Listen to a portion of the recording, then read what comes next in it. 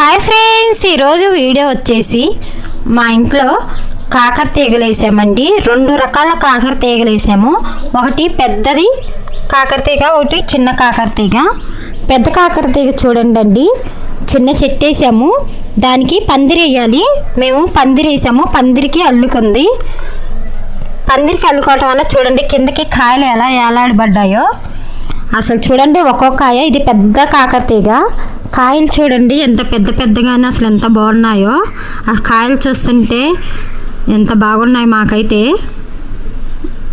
ఈ కాకరకాయలు కూర వండుకుంటే అసలు టేస్ట్ సూపర్గా ఉంటుంది. ఎందుకంటే మనం ఇంట్లోనే న్యాచురల్గా వేసుకున్నాం చట్నీ, న్యాచురల్ ఎరువేస్తున్నాము, అందుకని టేస్ట్ సూపర్గా ఉంటుంది. మార్కెట్లో తెచ్చుకున్న కాకరకాయలు పండిపోతాయండి. మన ఇంటికి తెచ్చుకుని 2 రోజులకు వండుకుందాం అనుకుంటే పండిపోతాయి. అప్పుడు ఆ టేస్ట్ అస్సలు రాదు. ఇది చిన్న కాకర తీగండి. మేము ఆ కాకర తీగ వేసాము. ఇదిగోండి, ఇది 2వ కాకర తీగ. ఇది చిన్న చిన్న కాయలండి. ఇది టేస్ట్ సూపర్గా ఉంటుందండి. వీటిని ఏం చేస్తారంటే కాయలు కాయలుగా వండుతారండి. కాయలు కాయలుగా వండుకొని తింటే అసలు చాలా బాగుంటాయి. మేమైతే చాలాసార్లు కాయలు కాయలుగా వండాము. టేస్ట్ అయితే సూపర్గా వచ్చింది. న్యాచురల్గా మనం ఇంట్లో పండించుకుంటే మనకి ఆరోగ్యానికి ఎంతో మంచిది.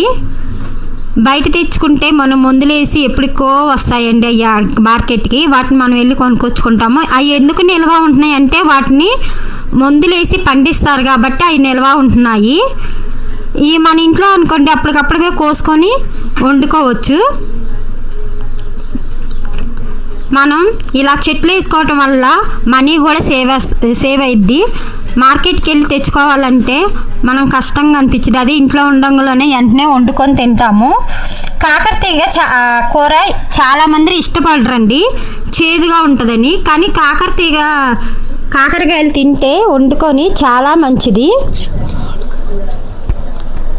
ఇవి ఆరోగ్యం బాగోని వాళ్ళు, షుగర్ వాళ్ళకి చేదుగా ఉంటుంది కాబట్టి ఇది చాలా తింటే మంచిది అంటారు. అందుకే షుగర్ ఉన్న వాళ్ళు ఎక్కువ కాకరకాయలు వండుకొని తింటారు.